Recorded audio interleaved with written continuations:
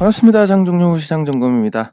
코스피 지수는 상승했고, 굉장히 특이한 어떤 패턴들이 나오고 있는데, 이 특이한 패턴들이 나온다는 건 뭐 달리 얘기하면 이제 과거의 어떤 통계라든지 과거의 패턴 같은 게 거의 무의미해지는 상황이 아닌가 싶습니다.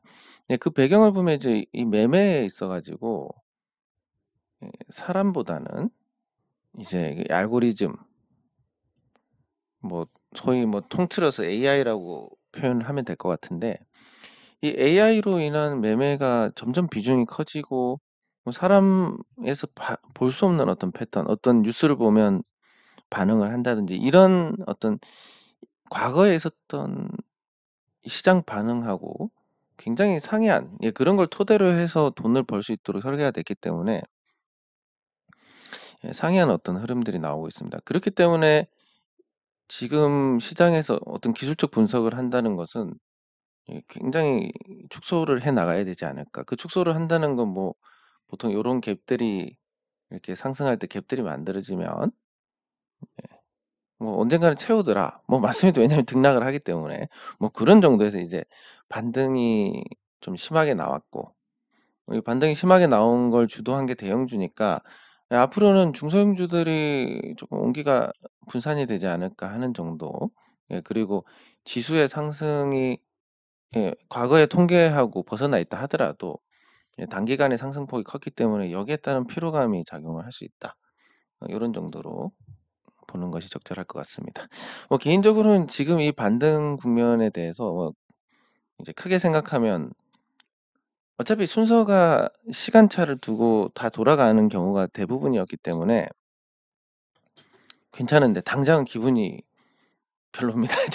최종은 내려가고 시장은 올라가니까 뭐 거의 최악이라고 볼 수 있는데, 그래서 지수가 이렇게 올라오는 과정에서 그 대형주들이 어떻게 움직여 왔는지, 그리고 이 대형주들 개별적인 어떤 흐름을 보면서 대형주의 향후 흐름과 앞으로 중소형주들의 반응들, 요런 걸 한 번씩 체크를 해 보면 좋지 않을까 싶습니다. 그러면 기아부터 살펴보면, 기아가 드디어 이제 반응이 오기 시작합니다. 그 역대 최대 실적을 냈음에도 불구하고 기아 주가가 힘을 쓰지 못하다가 이제 드디어 달리기 시작하는데, 요 달리는 흐름의 배경은 결국은 실적입니다. 이 실적에 대해서 평가를 하자면 당장 보면 실적이 좋은데도 주가가 안 올라갑니다. 그러면 '아휴, 뭐 실적 이게 뭔 대수냐. 그냥 누가 사면 올라가고 누가 팔면 내려가는 거지.' 뭐 요렇게 이제 생각할 수 있는데, 근데 길게 보면 이제 이 주인과 이 강아지의 산책처럼, 주인이 이렇게 걸어가면 강아지는 앞서거니 뒤서거니 앞서거니 뒤서거니 하면서 결국은 이 가치를 따라간다. 결국 이 주가라는 것은 가치 기반으로 할 수밖에 없기 때문에, 그 가치 기반이란 게 해석의 나름인 거지, 그리고 유행이나 이런 것처럼 어떤 영향을 주는 요인들이 하나가 아니기 때문에, 그래서 거기에 따른 어떤 그 시장 평가가 달라지는 부분이 있지만 근본적으로는 이 범위를 크게 벗어나지 않더라. 그래서 기아가 올라가는 것도 이제 결과론적인 얘기지만 '그럴 줄 알았다.' 왜냐하면 실적이 사상 최대인데 주가가 사상 최대가 아니니까 결국은 '주가가 맞춰지지 않겠냐.'라는 거고, 그게 이제 결과가 나오고 나서 설명드리긴 쉽지만 이 과정들을 견디는 건 굉장히 어렵습니다. 왜냐하면 아니 실적이 사상 최대인데도 주가가 안 오르면 희망이 없는 거 아니야? 그리고 우리가 생각하는 그 기분이란 것은 거의 뭐 주가에 99.9% 영향을 받게 됩니다. 만약에 기아 주가가 안 올라갔다라고 하면 지금 실적에 대한 설명을 드리면 실적 좋으면 뭐예요, 주가가 안 올라가는데. 요런 반응이 나올 수밖에 없는 겁니다. 그래서 기아 같은 경우도 실적이 계속 좋았던 이 시점하고 지금 이 시점하고 비교를 하면 뭐 달라진 게 없습니다. 달라진 게 없음에도 불구하고 요때는 어떤 마음이었겠습니까? 작년 말 같은 경우는 '와, 실적이 이렇게 좋은데도 떨어지네. 희망이 없네.' 뭐 요런 인식이었다면 올해 말은 어떻게 됩니까? 역시 주가는 실적 따라가는 거야. 달라진 건 하나밖에 없습니다. 기아 실적이란 게 똑같이 작용을 하는데 기아 실적이라는 게 이렇게 작용을 하지만 주가에 따라서 우리의 마음이 달라지는 거다. 그러면 지금 안 올라가는 우리의 보유 종목들 이런 종목들도 주가 올라가면 한순간에 마음이 바뀝니다. 특히 중소형주들 같은 경우는 한번 반응 오면 그냥 30% 올라갈 경우가 있습니다. 순식간에 마음이 바뀝니다. 예, 그래서 뭐 지금 평가를 하는 것보다는 이 시기에 고통을 감내한 투자자들 아니면 모험을 감수한 투자자들이 지금 성과를 얻듯이 결국은 다 거기에 따르는 대가이기 때문에 그게 힘들수록 더 얻는 게 크다라고 이렇게 위로를 하시면 될 것 같습니다. 자, 그래서 기아는 이런 반응이 오고 이제 역대 최고가를 향해서 달려가고 있습니다. 근데 이게 큰 틀에서 보면 N자형 패턴으로 볼 수 있기 때문에 뭐 과거에는 이제 이렇게 급격하게 금융위기 이후에 급격하게 상승하고 N자로 가려다가 죽었기 때문에 이게 반드시 이제 여기서 돌파를 하면 크게 간다라고는 볼 수 없지만 실적을 감안했을 때 충분히 그럴 가능성이 보이는 상태입니다. 그래서 기아가 이제 올해 아마 예상 영업이익이 12조 원 정도 될 겁니다. 그럼 이게 연결 기준으로 잡히기 때문에 기아가 뭐 현대모비스를 예, 지배하고 현대모비스가 현대차를 지배하고 현대차가 다시 기아를 지배하기 때문에 이 12조 원이라는 실적은 사실 연결 기준으로 잡혀서 순환으로 연결 기준으로 잡히기 때문에 별도로 봤을 때 이게 좀 정확하다라고 볼 수 있습니다. 예, 그래서 별도로 봤을 때 기아의 어떤 순이익, 영업이익 기조를 보면 올해 그래도 한 6조 원 정도 되는데 분명히 이게 굉장히 증가세고 매출도 증가세입니다. 그래서 6조 원 정도에 걸맞는 시가총액이 한 60조 정도 되니까 고점 돌파하고 갈 수 있지 않을까. 그리고 그런 부분이 그럴 수 있겠다라고 생각이 드는 것은 결국 이게 주가가 이제 상승을 했기 때문에 우리는 상승한 거에 대해서 또 굉장히 의미 부여를 합니다. 우리 뇌 구조가 그렇게 돼 있습니다. 제가 그런 게 아니라. 예. 그리고 기관 외국인 투자자들이 사고 있고 요 기조가 적어도 내년 3월까지는 이어질 가능성이 크기 때문에 기아가 고점 돌파해서 좀 달리는 흐름이 나오지 않을까. 예, 이런 생각을 할 수 있습니다. 예. 그리고 삼성전자 주변에 이제 뭐 이거는 좀 지난 얘기지만 주변에 물어봤을 때 뭐 자동차 더 잘 가긴 했지만 이 시점에서 이제 보통 말씀을 드리면 앞으로 뭐 삼성전자 외에는 편하게 살 수 있는 종목이 없을 것 같다. 틀렸습니다만 삼성전자는 그래도 올랐습니다. 그러면 이 삼성전자의 상승 이유도 봐야 되는데 지수가 지금 2600선을 회복하긴 했지만 지수는 지난 고점을 못 뚫었고 삼성전자는 뚫었습니다. 여기에서 이제 우리가 뭘 볼 수 있냐면 과거에 이제 하락할 때 삼성전자가 지수 대비해서 상대적으로 약세였습니다. 이렇게 떨어지는 과정에서 지수는 저점이 나왔는데 삼성전자는 저점이 늦게 나온다든지 반등도 늦게 한다든지 이런 구조가 이제 삼성전자가 지수보다 앞서 나가는 상황이 됐다. 이거 뭐를 의미를 하냐면 삼성전자가 이제 주도주로 부상을 하기 시작했다는 건데 이 삼성전자 혼자 달리면 그런데 자동차가 같이 달릴 가능성이 커졌다라는 거. 그럼 전기전자랑 자동차 합쳐가지고 그 지수에서 차지하는 비중이 한 40% 정도 됩니다. 근데 이 특징이 뭐냐면 IT하고 자동차는 이 부품주들이 많기 때문에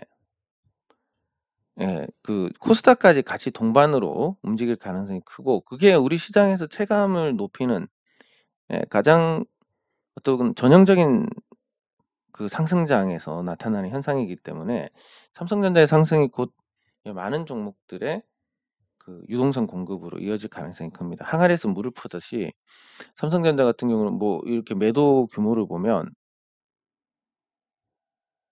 아이고 680만 주 매도하고 이렇게 계속 매도를 하고 있습니다. 개인 투자자들이. 그러면 이 돈을 갖고 이제 '난 주식시장 떠나야지.' 하는 개인 투자자들은 잘 없을 거고 삼성전자를 팔았는데 심리가 그렇습니다. 팔고 뭐 예를 들어서 7만 원에 팔았는데 75,000원에 산다. 힘듭니다. 그럼 결국 다른 종목으로 가게 되고 다른 종목으로 가서 올라가는 종목들이 발생을 하기 시작합니다. 그래서 뭐 어떤 건 먼저 오르고 어떤 건 나중에 오르고 이런 현상이 생기기 때문에, 그래서 지금까지 먼저 오른 종목들에 대한 만족도가 높다면 한번 팔고 뭐 '다른 걸로 갈아타 볼까?' 요런 좀 구상도 해 보실 필요가 있지 않을까 싶습니다. 예. 그래서 삼성전자가 지금 고점을 돌파를 했고 지수를 견인하고 있는 구조이기 때문에 내년 4월 전까지 좀 흐름을 탈 가능성이 큽니다. 그리고 이 배경에는 트럼프가 당선 가능성이 높습니다.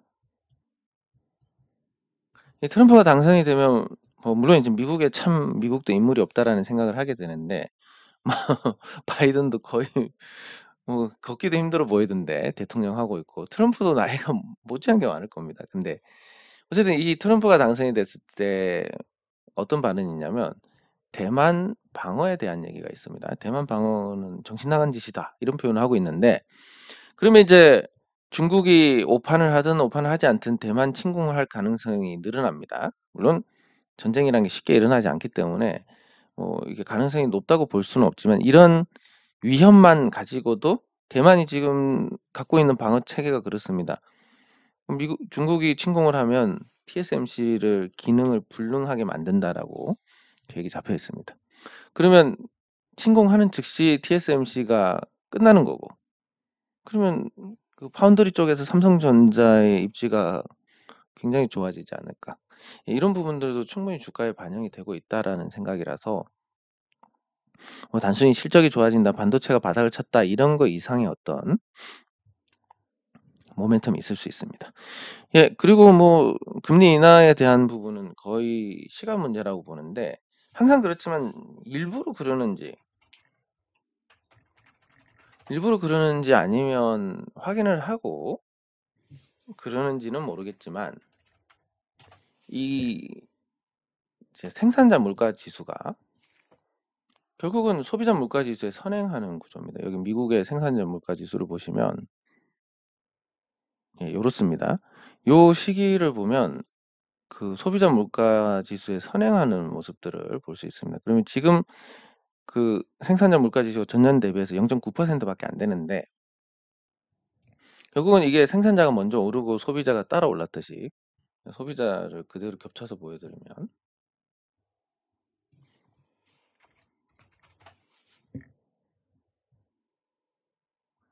예, 이게 앞으로 그 연준에서 내년 점도표가 그렇게 낮아진 거는 단순히 낮아진 게 아니라 요런 부분들을 반영을 했을 겁니다. 그래서 보시면 이제 기간 생산자보다는 이게 기간이 기니까 쪼끔 다르게 보일 텐데, 여기 보시면 소비자 물가 지수가 2020년 중반에 마이너스를 기록했는데, 이 중반에 보면 예, 생산자 물가 지수가 마이너스가 되고 나서 소비자 물가 지수가 낮아진 부분들을 확인할 수 있습니다. 그리고 생산자 물가 지수가 오르고 소비자가 따라 오르고, 그럼 지금 이제 내려가 있는 상태니까 요거에 따라갈 거다라는 예, 그런 예, 예상을 하는 것은 굉장히 자연스럽다. 그리고 그 지금 무역 분쟁 때문에 중국의 생산자 물가 지수가 과거처럼 강력하게 반영이 안 돼서 그렇지, 이미 여기는 지금 디플레이션 중국 같은 경우는 디플레이션을 걱정해야 될 상황입니다. 생산자 물가가 -3% 정도 떨어졌습니다. 물론 이제 기저 효과라는 게 있긴 하지만, 그래서 요런 추이들을 봤을 때 금리 인하가 지금 목전에 와 있다.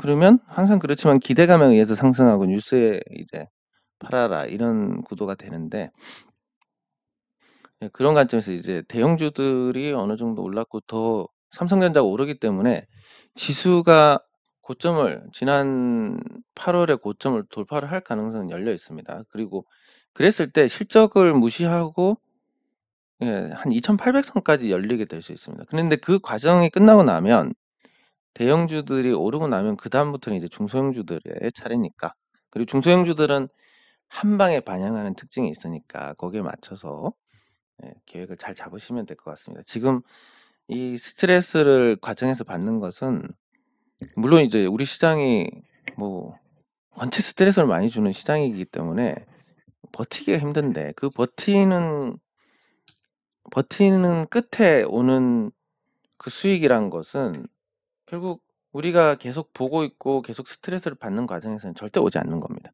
왜냐하면 내가 팔 정도가 돼야 올라가니까. 그리고 내가 팔 정도가 된다는 것은 비슷한 처지의 개인 투자자들이 판다. 그러면 주가를 올릴 만한 주체가 산다라는 거니까 주가가 그때부터 올라가는 거라서 내가 뭐 역주행이라서 그렇다기보다는 구조 자체가 그렇게 흘러가게 돼 있습니다. 예, 그리고 댓글 확인하도록 하겠습니다.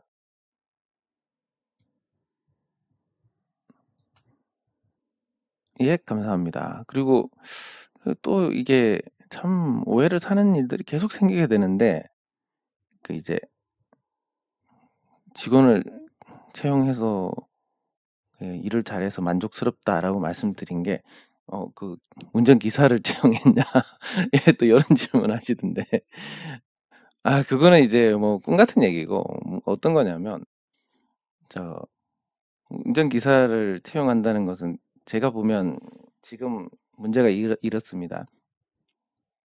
예를 들면 이제 예, 만나 가지고 어떤 자료를 달라 요렇게 됐을 때 요 운전하고 갔다가 오는 이 시간이 지나서 한참 뒤에 가면 요런 부분들이 이제 시간이 지나니까 김이 빠질 수밖에 없습니다. 그러면 이제 운전을 하는 과정에서 이거를 작성을 하면 굉장히 신속하게 대응이 되고 더 성과가 나지 않을까 뭐 요런 생각과 그리고 이제 커뮤니티를 관리하는 게 예전에 비해서 굉장히 제가 소홀해졌기 때문에 이거에 대해서 좀 더 시간을 많이 할애하고 싶은데 사실 시간이 나질 않습니다. 예, 그래서 만약에 그런 게 있다면 운전하는 이 시간 동안 커뮤니티 관리를 하면 좋지 않을까. 뭐 요런 이제 바람과 같은 겁니다. 예. 그리고 채용을 한 직원은 지금 그 이 태양광 밴드에 대한 이제 관리 이게 단순한 관리가 아니라 우리가 이제 태양광 수익이 얼마가 났고 거기에 따른 어떤 또 수익금의 배분이 있고 요런 좀 복잡한 일들인데 요 일들을 제가 계속 뭐 다른 일하고 겹치다 보니까 이것도 잘 못하게 되는 근데 이게 관리라는 게 돈과 관련이 없다면 모르겠지만 이런 거는 소홀히 할 수 없는 부분이다 보니까 예, 그래서 결국은 이제 한 분을 채용을 해서 이제 우리 회계나 이런 부분에서 업무로 이제 넘어가고 있습니다, 업무가. 예, 그러면서 이제 조금 이제 '내년부터는 조금 낫겠다.' 예, 이런 부분에서 제가 적어도 이게 어떠냐면 이 일 자체가 많다기보다는 그 이것도 해야 되는데 저것도 해야 되는데 요게 요게 또 문제입니다. 예. 항상 '뭘 해야 되는데.'라는 생각으로 가득 차 있으니까 예, 증권주 같이 확인해 보겠습니다. 예. 급격하게 금리 인하는 나오지는 않을 것 같긴 하지만 그 인하가 시작됐다는 자체가 좀 좋은 시그널이 될 것 같습니다, 시장에는. 예, 감사합니다. 예, 그러다 보니까 이제 아이고 그 이 그런 부분에서 이제 업무를 이제 나누게 되고 더 이제 잘 관리를 할 수 있게 됐다라는 부분에서 그렇지 제가 운전기사를 채용한다? 그 꿈 같은 얘기지 않겠어요. 만약에 그런 일이 생기게 되면 그거는 적어도 이제 산재한 이런 문제들이 예, 다 해결이 됐을 때 이야기가 아닐까 싶습니다. 예, 그러면 유진투자증권 예, 유진투자증권, 이베스트투자증권 뭐 저는 이제 증권주에 대해서 되게 좋게 생각을 합니다. 항상 그렇지만 증권주가 계속 저평가돼 있고 근데 이게 만년 저평가인데 지금 유진투자증권은 올해 2분기부터 적자 전환했습니다. 이 적자 전환했다는 건 이 리테일의 비중이 크다라는 얘기인데 거래 대금이 줄어들면서 이제 실적이 감소를 한 상황이고 앞으로 시장이 조금씩 살아나면 거기에 맞춰서 반등하는 건 어렵지는 않을 것 같습니다. 그러면 이제 지금 주가가 비싸냐 싸냐 당연히 이제 가치 대비해서는 싼 거고 상대적으로 지수 대비해서는 어떠냐라고 봤을 때 지수 대비해서도 뭐 그닥 비싼 편은 아닌 것 같습니다. 그래서 유진투자증권 나쁘지 않을 것 같고 예, 이베스트 투자증권 같은 경우는 주가가 많이 지금 떨어졌습니다. 적자 전환을 하긴 했지만. 그리고 이제 싸다라는 관점에서 보면 얘는 굉장히 쌉니다. 거의 뭐 2008년 금융위기 때 수준까지 떨어졌는데 2008년하고 비교하면 이베스트 투자증권의 가치가 거의 1조 원에 육박하기 때문에 그때랑 비교하면 어마어마한 차이입니다. 불과 5년 전만 해도 회사 가치가 2배로 뛰었으니까. 예, 그래서 뭐 가치 투자 관점에서 본다면 예, 이베스트 투자증권이 나올 것 같고 리테일에 대한 비중도 사실 둘 다 비슷할 거기 때문에 생각했을 때는 비슷한데 이베스트가 싸니까 이베스트가 낫지 않을까. 예, 둘 다 괜찮긴 하지만 다만 이제 이베스트는 최대 주주 비중이 높으니까 거기에 따른 어떤 부정적인 부분은 감수를 해야 될 것 같은 그 정도로 보시면 됩니다. 증권주가 다 비슷하게 움직이기 때문에 큰 차이는 없을 것 같은데 굳이 선택하자면 이베스트고 이런 관점에서 선택을 하면 단기적으로는 좋지 않은 경우가 많습니다. 그래서 한테 뭐 늦춰서 대응을 하시면 좋지 않을까 싶습니다. 네, 요즘 이제 뭐랄까 계속 이제 스트레스를 받게 되는 상황이 아무래도 지수가 계속 반등하니까 보유하고 있는 YM은 자꾸 떨어지고 이게 굉장히 좀 크게 작용하는 게 아닌가 싶습니다. 저도 개인적으로 뭐 이런 상황이 되니까 지수하고 비슷하게만 움직였다면 아니면 뭐 지금 자동차가 날아가고 있는데 걔네들하고 비슷하게 움직여도 요렇게 돼 있어야 정상인데 뭐 요렇게 돼 있으니까 기분이 그냥 꿀꿀하고 그냥 꼴도 보기 싫고 뭐 이런 상황입니다. 근데 뭔가 시장의 흐름과 결국은 시간차를 두고 맞춰가니까 예, 좋은 일이 있지 않을까라는 생각을 합니다. 현대차도 반응을 했고 자동차 대장에 가면 부품이 따라가는 것은 거의 뭐 불문율이기 때문에 그래서 조만간에 뭐 좋은 반응이 있지 않을까 이런 기대를 해봅니다. 네, 장 종료 시장 점검은 여기서 마치도록 하겠습니다. 수고하셨습니다.